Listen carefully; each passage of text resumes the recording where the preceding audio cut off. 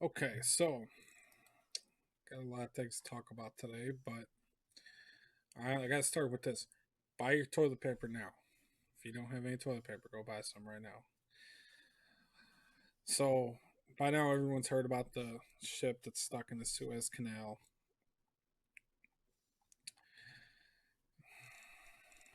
But according to CEO of a Brazilian wood pulp company, Suzano, told Bloomberg News that the firm was struggling to transport the raw material for toilet paper amid the delays. So, assuming that their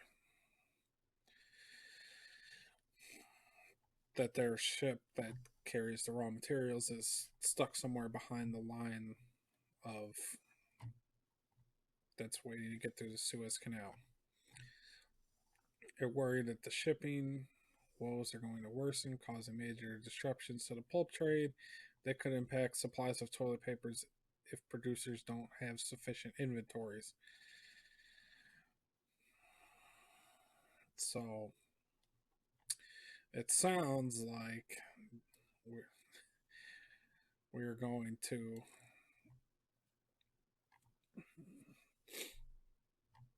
there's going to be a shortage of toilet paper. So as ridiculous as that is, I guess go buy some toilet paper now because you may not be able to. But in other news, New York becomes the first state to enact a vaccine passport. We knew this was coming. They won't be the last. I mean, what can you really do? I mean, people vote for these vote for this. This is what they wanted, I guess. You know, I feel bad if you live in New York or in any of these other states that are going to require this, but what can you do?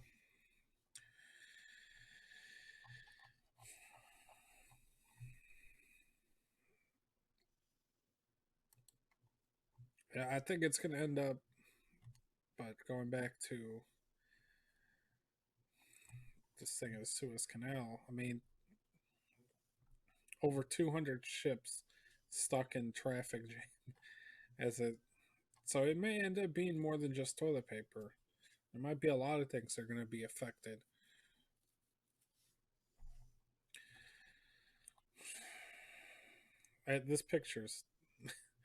This picture's pretty funny.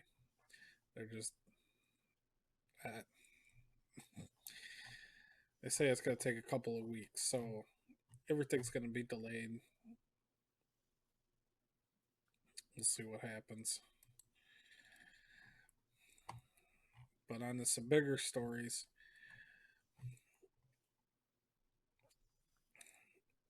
This whole story about the U.S. is opposed to the Russian pipeline that goes through Syria into Germany. That's the real reason for the Syrian airstrikes and all that. But it's kind of interesting because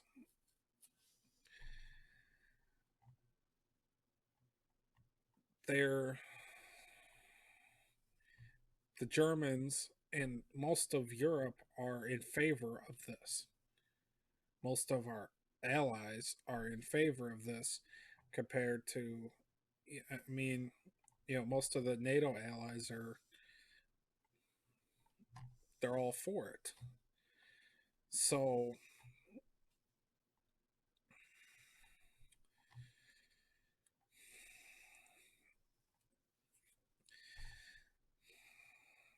I don't know. It's true. It doesn't make any sense. Why would we oppose? Why would we be opposed to this? Because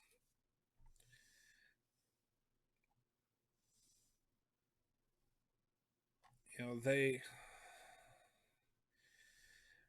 obviously the Germans do not see Putin's Russia as the military threat it was in the Cold War, and Berlin has come to believe that, even if it falls short of its commitments to spend more on defense, the Americans are bluffing. They're not going to leave Europe or NATO.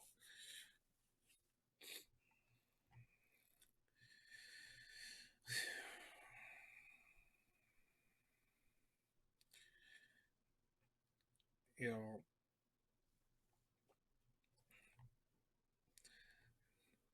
consider between 1989 and 1991, the Soviet Empire collapsed and disintegrated. The Berlin Wall came down. All the Red Army divisions went home from Europe. Communism ceased to be the ideology of the Soviet Union, which itself split apart into 15 separate nations.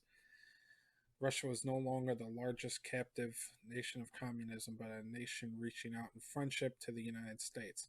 What did we do in response? We doubled the number of nations in NATO we were sworn to defend, moved the alliance deep into Eastern Europe, and adopted a policy of containment of a shrunken Russia. Having won the Cold War and unable to find a new mission, we started a second Cold War to contain the new Russia, this time at the borders of Belarus, Ukraine, and Georgia, as we had once contained the old USSR at the River Ebro.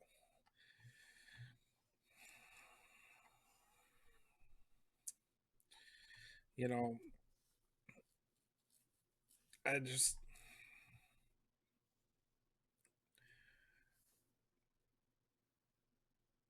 we created this.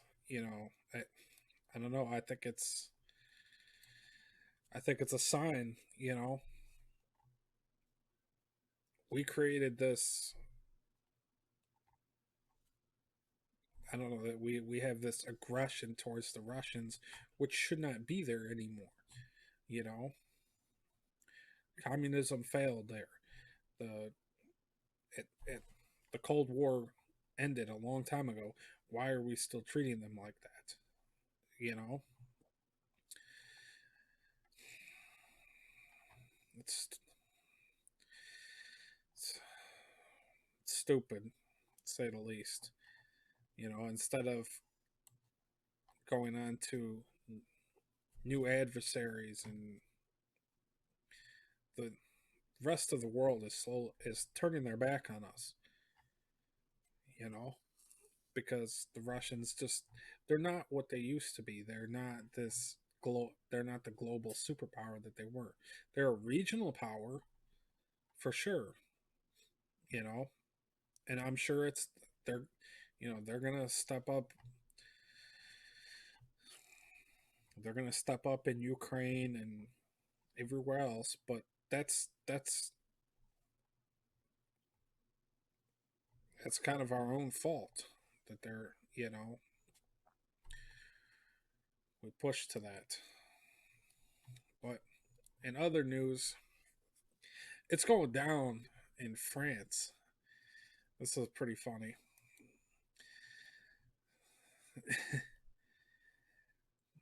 Massive direct action taking place today by farmers in France as they demand fair prices for their produce. Hundreds of tractors roll up to government buildings to dump shit all over them. No manners, but brilliant critics. It's, it's pretty funny, actually. They drove their tractors into town. I mean, this is chaos. There's stuff on fire. Guys are knocking over poles. Apparently, they're dumping shit, dumping manure. I mean, this is chaos. Meanwhile, in Britain, I know it's just Antifa, but look at this Antifa versus our Antifa. It's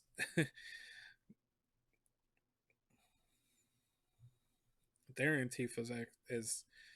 I mean, we've seen some people fight cops here, but not that many. I mean, this has been going on like every night. I mean, it's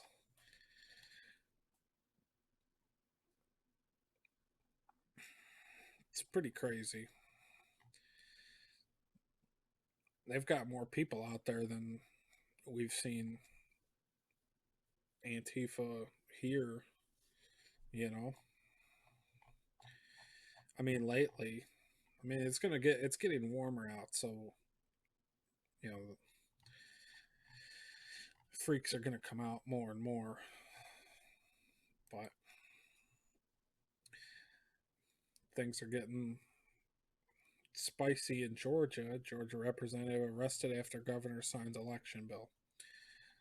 Now, I don't know. Kind of seems like an overreaction, but you know that they would have no problem if this was if roles reversed. This was a Trump supporter. They would not care. They would they'd call it insurrection. They'd be calling you know the usual stuff. They call to execute people, kick in their door, you know. But this is your typical. I mean, this is a Karen. If you guys watch this video, this is a Karen for sure. She was, I guess she was. They charged her with felony obstruction because she was stomping on one of the cops' feet or something, and was trying to, you know, was stop the elevator so that they couldn't arrest her. You know, stupid stuff.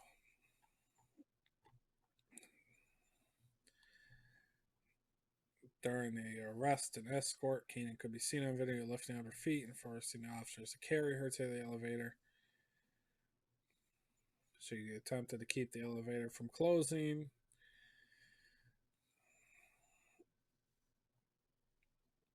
CNN is reporting that the arrest affidavit for the felony obstruction charge states that she did knowingly and willfully hinder Officer E. Dorval and Officer Sanchez of the Capitol PD law enforcement officer in the lawful discharge or the officer's official duties by use of threats of violence to the person of said officer by stomping on Lieutenant Langford Foot 3 times during the apprehension, and as she was being escorted out of the property.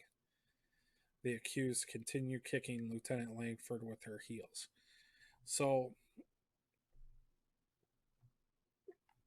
she's kicking the cops. I mean,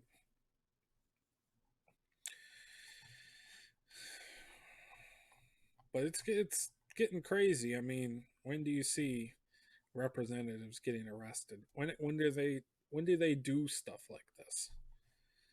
I don't know. It's it's pretty wild, you know. This is not these are not the actions of a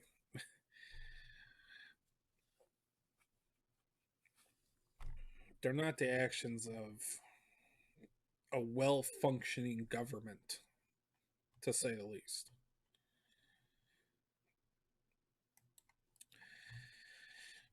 But in other news, we got hundreds arrested in Philly uprisings may avoid prosecution through restorative justice. Basically, they're not going to convict many of the people who have in Philly who have been rioting, burning, destroying for the last year.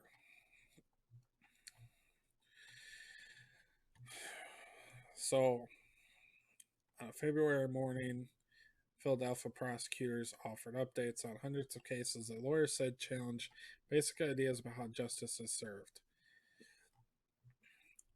On the one hand, the victims, small business owners, and big corporate chains alike, had sustained millions of dollars in damage during last year's uprisings. On the other hand, the accused perpetrators were so impoverished, virtually all qualified for public defenders, meaning they'd likely never be able to pay restitution. So the DA charging unit supervisor, Leandra Ritaco, was sorting cases into 2 piles.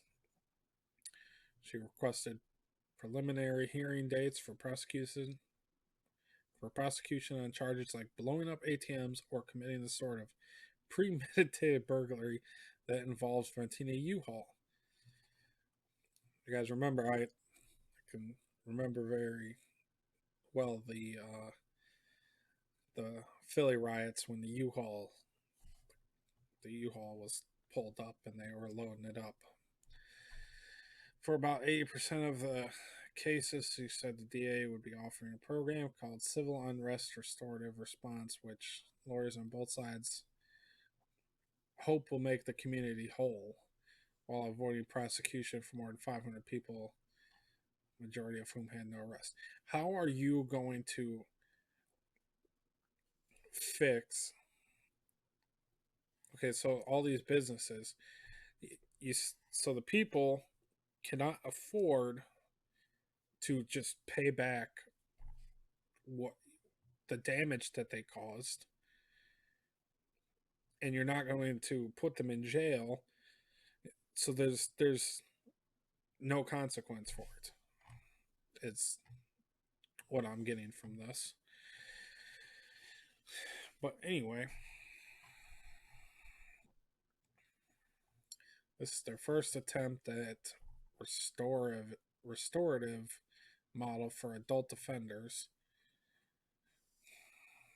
More than 900 businesses were damaged or burglarized in May and June. By the city's count, about 250 suffered similar losses in October after the police shooting of Walter Wallace Jr. in West Philly.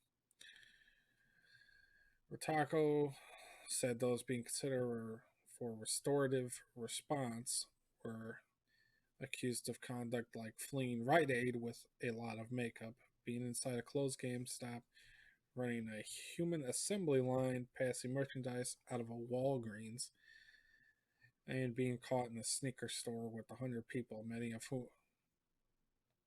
whom escaped.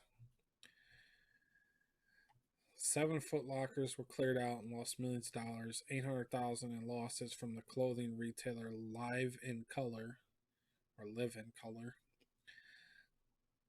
Numerous stores that never reopened after the unrest. Stores that never reopened. They're gone. That's it. You know, so there's no justice for this.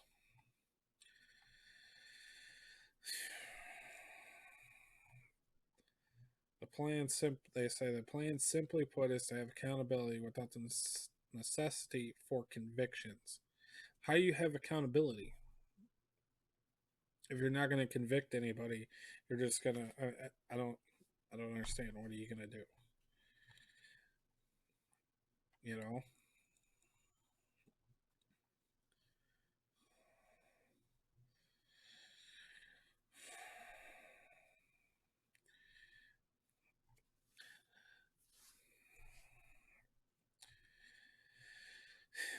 Defense attorney. So defense attorney Troy Wilson said he was tired and angry after years of watching poor marginalized people get dragged ever deeper into the legal system. Let's come up with a system that's never been done before. You know, blah blah blah.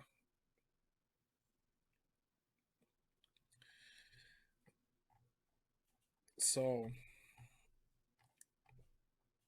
you know, they go on to try to make this comparison, okay, to things that they did with other people.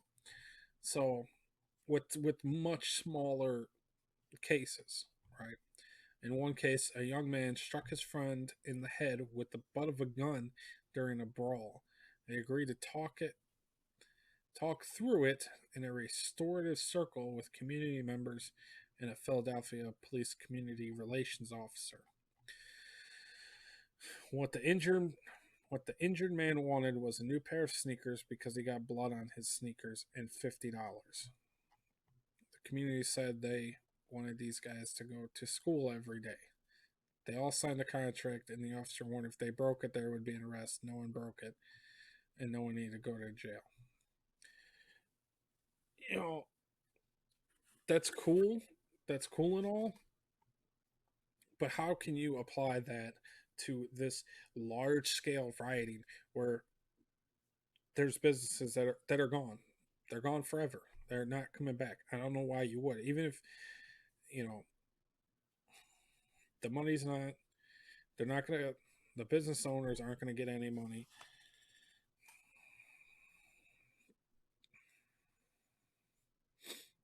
Like what it will take to make damaged businesses whole won't be that simple. Not just damaged businesses, there's businesses that are gone, that have not reopened and will not reopen. One North Philly business owner whose losses exceeded 150,000 in property damage and stolen inventory said the plodding pace of the legal system has been matched only by the reluctance of his insurance company. The only money he's seen so far is a $10,000 grant from the Merchants Fund. He declined to be named for fear of being targeted again. That's sad. I mean, that's, that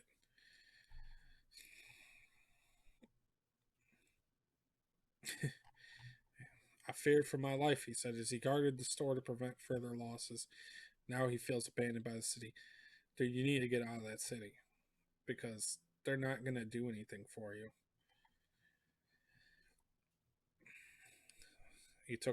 Naturally, he took offense at the proposal. Why should they get a pass? They were all enough. They knew what they were doing. If I can help it, no, you commit a crime, you have to pay for it. Chief executive of the Asian American Chamber of Commerce of Greater Philadelphia said these were not minor crimes. Some buildings were burned, especially alarming since many Asian business owners live above their shops, but many are fearful to speak out or even to come forward and seek compensation. There's no assurance from the city of protecting them.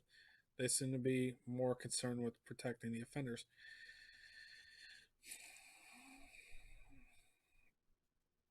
They're right.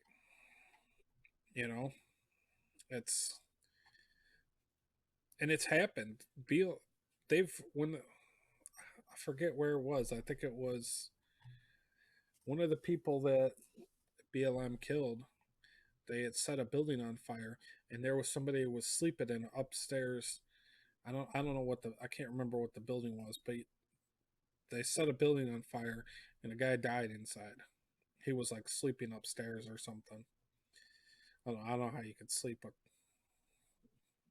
a riot going on your street, but you know,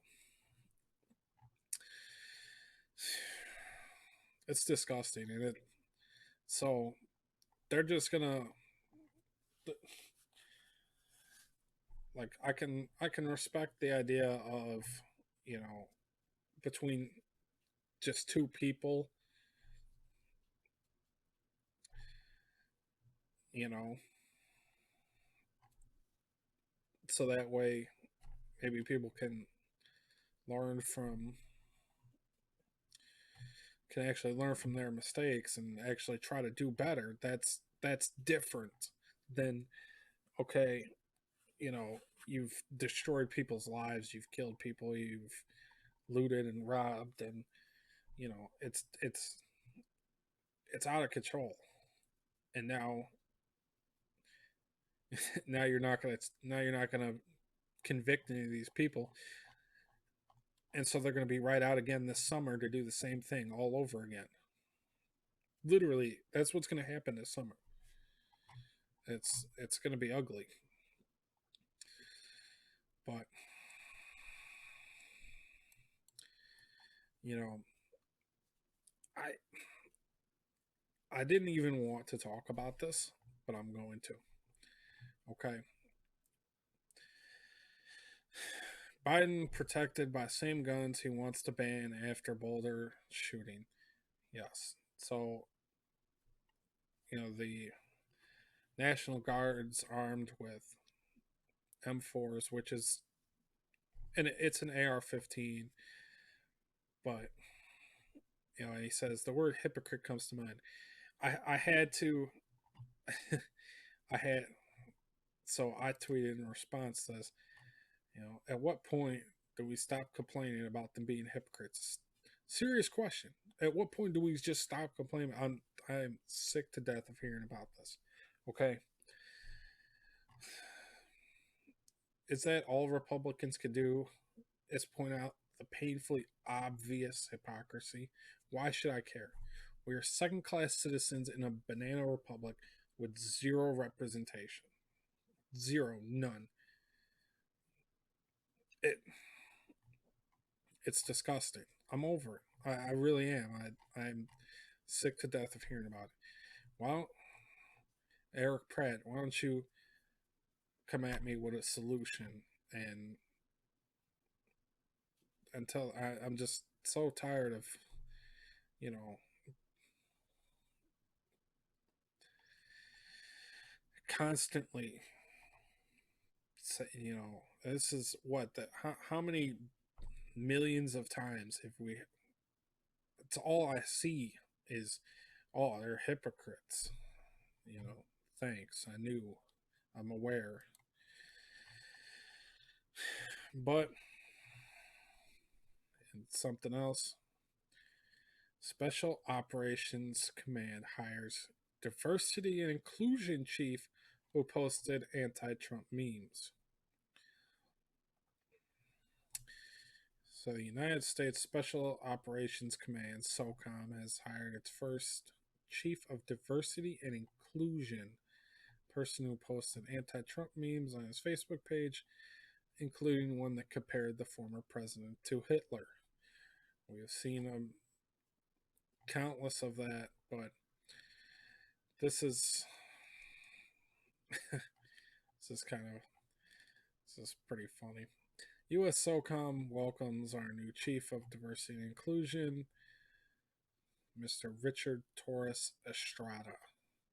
We look forward to his contribution in enhancing the capabilities and effectiveness of SOF through diversity of talent, helping us recruit the best of the best. So, after his hire was announced, his social media posts began circulating, and here they compared Trump to Hitler. I think this guy's an idiot just because Donald Trump and Adolf Hitler both held a book at one time. That dude, you're an idiot. That's why Trump was Hitler's, because they both held a book at one time. You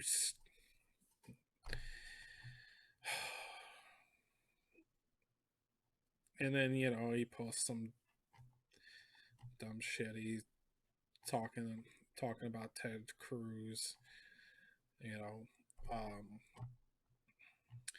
but this what I wanted to talk about. This was a Joe Kent, retired U.S. Army Special Forces Chief Warrant Officer 3, spent more than 20 years in special operations and completed 11 combat deployments, criticized his post. Looks like the new diversity officer loves celebrating diversity with those who agree with him. Here's what he thinks of the rest of us. Yeah, I mean, and this dude, he hits the nail right on the head. The left does not hide the fact they are in control and have the power to cleanse the ranks of those who do not submit. He is one of the reasons you see so much woke tweeting from senior military leaders. They are pledging their loyalty to the new order and cleansing themselves of the old. Special Ops leans heavily right, as you'd expect. That's why Biden's team put such an outspoken monitor on SOCOM and is not having him tidy up his social media. It's a not so subtle warning. Special Ops leans right, but honorably serves our nation regardless of what party POTUS is from. And he's right. Now,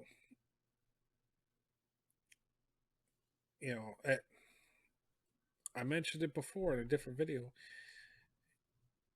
They were saying that they were telling like Navy SEALs, don't post memes with Pepe the Frog and this and that, just keep it on the, just keep it on the down low and whatever. And and now we see why, because now they've got this guy who is comparing Trump supporters to Nazis. So, you know, it's just more bad news. They're going to purge Trump supporters from the military. They're going to have radicals like this running the military and the stormtroopers to follow all their orders. And I don't know what you do about it, but complaining, I, this blows me away. Every time I see when this is, I can't count how many times I've seen the word hypocrite.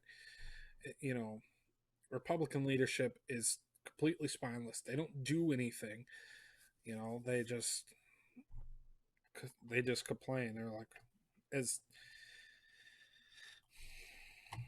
they just keep telling Democrats to slow down, and meanwhile, the everyone else on the right just says, "Look at these hypocrites! Look how hypocritical they are." And it's like, Jesus Christ, man. We know. I know. I'm sick of seeing it. I really am. It's it's honestly,